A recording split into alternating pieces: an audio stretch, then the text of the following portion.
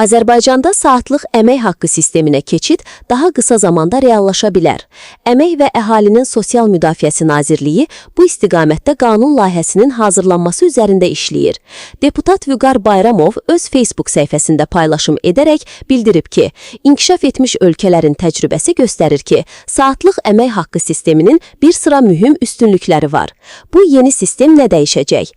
Əsas iş saatlarından artıq işlədiyiniz hər saat overtime üçün əlavə ödəniş alacaqsınız. Qeyri-iş günləri, bayram günləri və gecə saatlarında xüsusi əmsallar tətbiq oluna bilər.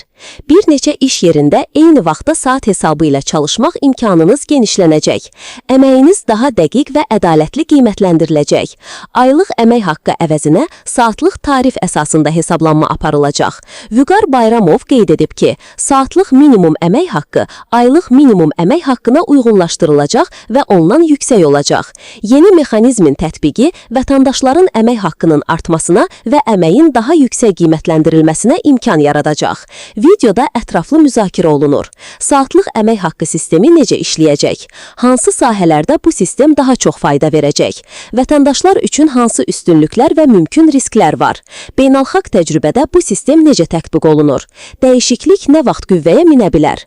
Bu, Azərbaycan əmək bazarında ciddi yenilik kimi qiymətləndirilir. Xüsusilə ticarət, xidmət, inşaat, təhsil və tibb sahələrində çalışanlar üçün əhəmiyyətli dəyişiklik ola bilər.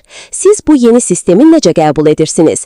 Əlavə iş saatlarınızın ödənilməsi sizə nə qədər vacibdir? Fikrinizi şərhlərdə mütləq yazın.